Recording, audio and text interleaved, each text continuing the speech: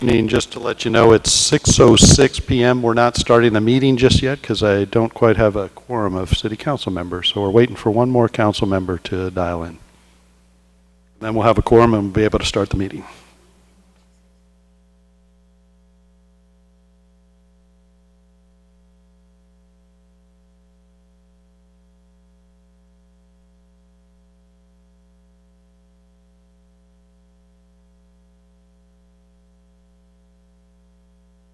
All right, looks like I've got a quorum now with our online attendees, and I'd like to call the February 21st, 2023 Anacortes City Council meeting to order.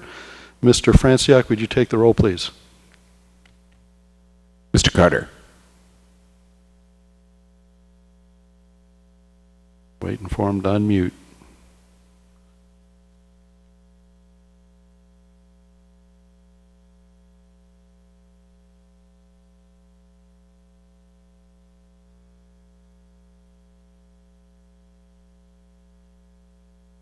Yeah, he's here, but he hasn't unmuted. We'll, if you work your way down the line, maybe we'll give him another second. Mr. Young. Mr. Walters. Ms. Cleland McGrath. Here. Ms. Moulton. Here. Mr. McDougall. Ms. Hubick. Here. Mayor Miller. Mr. Carter, can you acknowledge that you're here? Can you hear? Give me a wave, perhaps. Okay, he's acknowledging that he's present. Okay, sorry, Ms. Moulton. Oh, thank you. I'd like to move to excuse Mr. Young and Mr. Walters. Okay, a motion by Ms. Moulton, a second by Ms. Cleland McGrath to excuse Mr. Walters and Mr. Young. All in favor signify by saying aye. Aye. Aye. And just, I want to, I'm not sure what the protocol is for excusing Mr. McDougall because I haven't been in touch with him. So I don't know if it's appropriate, but I have been with Mr. Young and Mr. Walters. Okay. But I guess I can still move to excuse Mr. McDougall, so Yes, I will you do can. that. Okay, great. And okay, and a motion by Ms. Moulton, a second by Ms. Cleland McGrath to excuse Mr. McDougall. All in favor signify by saying aye. Aye. Aye. Okay, motion carries, and we have the attendance, I think, sorted out. Would you please join me in the pledge?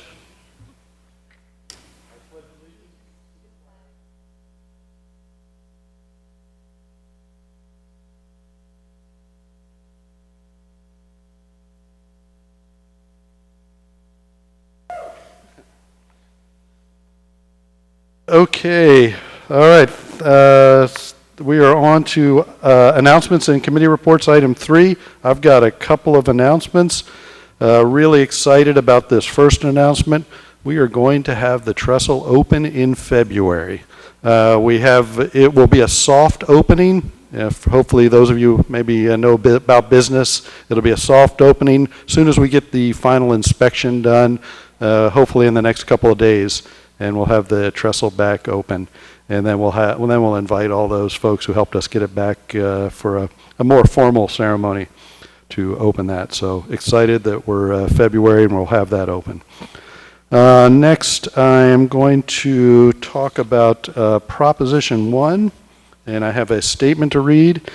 The city is seeking individuals interested in serving on a committee either for or against Proposition 1, a ballot initiative which would provide a one-time levy lid lift to provide funding for 8 additional firefighter medics and 5 additional police officers in the city of Anacortes. The ballot measure will be on the April 25th, 2023 special election ballot. The city must provide Skagit County elections the names of individuals wanting to write for and against statements for Proposition 1 by February 24th, 2023. Statements for and against the proposition are due by March 3rd, 2023, with an opportunity to provide a rebuttal to the other side by March 8th, 2023. Additional information on Proposition 1 can be found on our city website. So you can go to the website. There'll be a press release about the public safety levy lift lid, and you can link for information there. Anyone interested serving on the committee for or against Proposition 1 should email the city clerk at clerk@cityofanacortes.org. And then one more announcement. Next week, we will have at council chambers Danny Hagan, the county assessor, who will be talking to us all about property taxes. So with that, we did not have a Economic Development Committee, so we'll move on to item 3B, which is Public Works Committee. Mayor Miller. Ms. Moulton. Thank you. The Public Works Committee met just prior to this meeting, and I was the sole council member present with Public Works staff, and we talked about our stormwater management action plan, which is being worked on by our stellar stormwater management master, Diane Hennebert, and she has done this plan in-house. It's very involved, so I'm not going to tell you about the entire thing, but it's required as part of our stormwater permit, and she did a fantastic job by communicating with the planning department, operations, the public works department, the parks department. So with all this interdepartmental communication, it gives everyone a really good idea of what's going on with our stormwater and what needs to be done, how we can keep it clean, how we can prioritize for restoration and do the best things that we can to clean the water. So she's done a fabulous job. It's estimated that she, by doing this and not going out to a consultant, has saved the city, if we had gone out to a consultant, it would have been about $100,000 report. So she deserves major kudos for this, and also thanks to the staff who supported her. So it was great for our budget. One of the savings was doing it herself. She didn't have to get the consultant up to speed, so that saved a lot of time. She was going to do all this work anyway, so she said, I'll just do it myself. So she did. And this plan will be coming to council in early March, and it will be available for public comment, and it will be submitted with our annual report at the end of March to the Department of Ecology. So really good stuff going on there. We also talked about our water system plan that's ongoing, that is updated every 10 years. And we received a report from Skagit Climate Science Consortium, who had addressed our water situation about 12 years ago. So they updated the report with new information to determine the effects of climate change to date and projected climate change, with the expectation that in 2080 there will be a 2-degree increase in the overall temperature of the air, and that will lead to higher demand for irrigation, for example. And also with the glaciers melting, then when the glaciers melt and they reveal ground underneath, when the water washes down, it increases sedimentation in the river because the glaciers aren't blocking them. So all kinds of different stuff can end up in the river, which very much affects how we treat it and how it affects our drinking water. So there's really good science going on to help us plan for the future and what capital projects are necessary and what we can best do to continue to have excellent quality water. It's also related to our water rights. So all this information is really valuable. And the Skagit Climate Science Consortium is going to do a public event at the Anacortes Senior Center, I believe on March 12th. So you can check the Senior Center website for that. It looks like it'll be really interesting stuff. And lastly, we talked about preventing contamination in our green bins of organics and our blue bins of recycling. We're still seeing quite a bit of contamination, and so we talked about the best way to educate ourselves and the public about what truly belongs in those bins and what doesn't, so we have better recycling rates and more material can be turned into different things instead of ending up in landfills. Thanks. Thank you. And Mr. Francia, could you note that Mr. McDougall has joined the meeting via online? Mayor Miller? Yeah. Thank you, Mayor Miller. All right, and next up, it sounded like somebody different. Next up is the Traffic Safety Committee. Mayor Miller. Ms. Moulton. Thank you. The Traffic Safety Committee meeting also met this morning. We had a little bit of a shorter agenda. We talked about the new crosswalk on A Avenue at the entrance to the Anacortes Community Forest Lands, Trail 10, some people know. that very well. And there's a new crosswalk that goes across with rapid flashing beacons, and also the speed limit has been reduced for greater safety. So keep an eye out for people crossing, and pedestrians keep an eye out for people driving. We talked also about, we had a constituent talk about the need for an additional crosswalk on the north side of Q and 7th, which is, I don't know, it's 1 block from here. And that's a popular way for people to go to the farmer's market and to walk. And I was reminded by staff that every intersection in the state of Washington is considered to have a crosswalk. And by painting a crosswalk, it sometimes gives the illusion of safety and encourages people to maybe not pay as good attention. And also, drivers don't necessarily pay attention to that either. But in that area, we do have bulb outs of the sidewalk, so it's a shorter distance to cross. But just my reminder, as always, is drivers, slow down, look for pedestrians. Pedestrians, keep your head on a swivel and look for drivers, and don't think that for sure they're not going to stop just because you're in a crosswalk. So everybody be careful and look out for each other. That's it. Is a good reminder that the white lines do not protect you from the 2,000-pound vehicle or whatever it is. Okay, next up is Public Safety Committee. Ms. Cleland. Sure, thank you. On February 14th, Valentine's Day, we had our Public Safety Committee meeting with Chief Floyd, Chief Harris, Mayor Miller, Councilmember Carter. And so Chief Floyd reported that his annual report is finally complete. It is, I just read it today. I don't know if it's quite up on the website yet, but it's about 20 pages and it's really thorough. So I encourage everyone to read that when it gets up there. It's a really good report about all of the different responsibilities of the police department and some of their statistics, which is important for us to be aware of.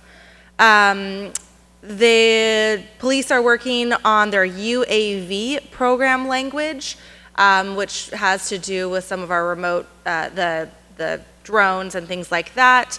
The county is currently working on language also, so I think we're hoping to maybe use some of that and bring it over and tailor it for the city of Anacortes. We are continuing with pilot training on the drone, and also it should be operational by mid-spring, so that'll be good. We talked a little bit about the challenges with the jail. Just, you know, when COVID happened, the challenges of staffing the jail, and that has continued to be a problem when we talk about law enforcement within the city and within the county, and just kind of discussed what those options are. And the jail staff is working overtime, and there's also deputies, just road deputies that are being recruited to work part overtime also. We are seeing an increase in police applications and public safety tests, so that's a great thing we're encouraged by. We've got some open positions and we're looking for a high caliber applicant. And we appreciate the fact that we're continuing to keep a high standard, but it's taking some time, so we're pleased about that. Chief Harris with the fire department, we're in about week 3 of the alternative response team for T Avenue. They're meeting, it was a grant we received through the Department of Commerce to have a social worker go out with our fire department and the police to address ongoing concerns. We also have access to a mental health professional 7.5 hours a week. The person who's taken on that role and doing outreach has done a fantastic job. I know Ms. Moulton and I have gotten to see her in action, and she's a true professional, and we're lucky to have her for the next 6 months. They're also working on doing pretty thorough reporting of what kind of outcomes they have. So I think that will be fantastic for us as a city to have a better understanding of what opportunities are being offered and how they are being used. There's going to be training with Anacortes Fire Department, Mount Vernon, Burlington. There's a commercial crane over in Burlington being used to build a building, and this is an opportunity for all these different fire districts to get together and practice using a crane for fire response, so that's exciting, and will help prepare if we start to see some of those larger buildings going up. And then finally, the ladder truck that we ordered is getting pushed back to probably spring of 2024, unfortunately. And then we've got a sailing regatta, the Anacortes High School, March 18th and 19th, and we're going to have our new boat out there, so that's exciting. The fire department will be there if they need to do any in-water rescue. And then finally, I believe last Saturday, there was a training burn at the drive-in movie theater. And I haven't heard anything about that, but that was an opportunity out on Highway 20 by March Point. So we're getting some good opportunities to practice with our fire department. And that, I think, is it. And since the Public Safety Committee met, we had a really good crop of folks that were interviewed for the police department, so we're pretty excited. We had a number of quality candidates, so hope to have some more to fill our vacancies in our police department. So thank you for that report. Any other announcements and committee reports that we missed? Yeah. Oh, okay. Ms. Ms. Moulton and I just wanted to say that we were able to go to Olympia this last week and meet with our representatives with Henry Hash and Emily Shue, and we had a fantastic time. Thank you, Jennifer Tottenham, for organizing it so well. We didn't miss the meeting. We met with Ron Muzzle, Alex Rammel, Deborah Lankenoff, Clyde Shavers, Liz Lovelet, Dave Paul, and the broadband office, Mark Vasconi, and I had no idea Ms. Shue was so knowledgeable about broadband, but we have just an encyclopedia of knowledge. Went on for an hour, and so it's really impressive that our community is the only municipality in Washington State who has broadband. The head of commerce who was in charge of the broadband department was very impressed. When we had one of our group discussions, that was one of the broadband was brought up as one of the major things that are needed for utilities and major concern for folks, underserved communities. So I think we're on the forefront. So I just want to give props to Ms. Shue. And then obviously, it was really wonderful to get to know Mr. Hash better. He is always working to get us funding for lots of projects and following through. So I had a lovely time, and it was a good experience. Anything to add, Ms. Moulton? It was really productive and it was really fun at the same time, so it was delightful. I would go again in a second. All right, great, and we'll keep Ms. Shue and Mr. Hash around as well. All right, anything else? Announcements, committee reports of council? All right, we are on to item 4, which is public comment. This is an opportunity for any member of the public that wish to address the council on anything that's not on our agenda, which the only agenda item we have is ordinance 4041. But if you want to talk to the council about anything else, now would be the time. And please come on up. And you know the drill.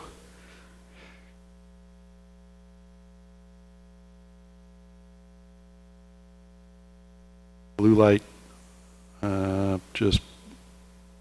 yep, and the blue light or green light is on. Oh, there. Sorry. Okay, and we can, Mayor, council members, my name is Pat Gardner. I'm a resident of Anacortes. Ms. Moulton, you caught me with, it was interesting about crosswalks. And it just, I just thought at the last minute. I've seen the ones that have little lights that go across, the lit ones. They're so, as traffic seems to increase around here, especially during the summer, I don't know the financial and all the logistics, but I think that would be important to have more crosswalks with those little lights. They're great.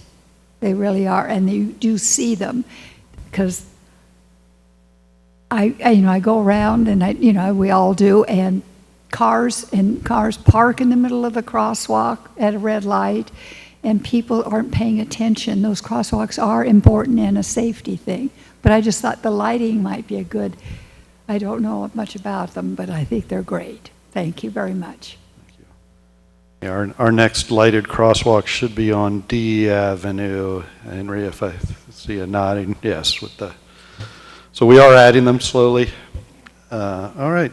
Anyone else want to address the council? Check my online participants.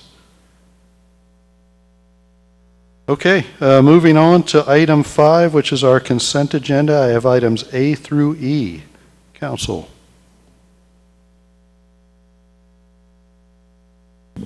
Mayor Miller, Ms. Moulton. I move to approve consent agenda items 5A through E. Okay, a motion by Ms. Moulton, a second by Ms. Cleland McGrath to approve a consent agenda items A through E. All in favor signify by saying aye. Aye. All right, and got ayes from online, and motion carries. We are on to item 6, which is other business. Item 6A, ordinance 4041, adopting new AMC Chapter 2.86 regarding compost procurement. This is a discussion item with possible action, and it is open for public comment. And I think I gave Ms. Swetnam enough time to pull up her slides. Thank you, Mayor, members of council, members of the audience. As this one slide I have is pulling up here, I just wanted to note that I looked at quickly the council procedures as the meeting was starting about the requirements for adoption of an ordinance, and pursuant to section 7.2C, ordinances must be approved by a majority of the whole membership of the council. So there must be 4 council members who approve an ordinance, and I know that Councilmember Moulton has recused herself from voting on this one. So if we get to a point where council would like staff to bring this back next week instead of voting on it tonight, we're happy to do that too. So this is going to be pretty brief because Mayor Miller? Is that Mr. Carter or Mr. McDougall? Mr. Carter. Okay, Mr. Carter. Yeah, sorry, my security settings were not allowing me to unmute my mic earlier, but I'm up and running. And with Ms. Moulton not being able to vote, we still have 4 members.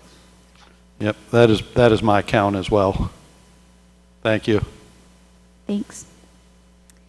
So the only change that was made to ordinance 4041 from the version that was in last week's packet was the addition of an effective date certain, which was requested by Councilmember Walters. So just to kind of recap, the ordinance itself creates a new chapter 2.86 entitled Compost Procurement. This is a requirement that the Washington State Legislature has made for local agencies that engage in compost collection, organics collection. And the chapter requires the use of finished compost products on city projects. It requires the procurement of finished compost products from local providers where possible, local being in Skagit County. The city is required to perform educational outreach on the value of composting. And beginning at the end of 2024, the city has to report to Ecology pursuant to RCW section 4319A 150 on the amount, volume, cost, and sources of compost that are diverted under this new program. So the recommendation that staff made last week was that we postpone making this ordinance effective for approximately 90 days to give us an opportunity to get bid-ready projects out without having to redo specs, and also to allow time to update specifications and contract language so that we can incorporate these requirements. So to that end, per Mr. Walters' request that we put a date in instead of 90 days, we put May 31st, 2023. So that's our recommendation, and I'm happy to answer any questions that you have. Before questions from council, any members of the audience want to chime in on the compost ordinance? Okay. Council, questions for Ms. Hsu?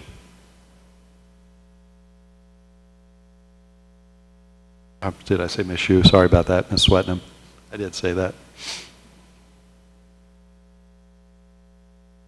Okay, no questions. We saw this last week. All right, how about motions from council?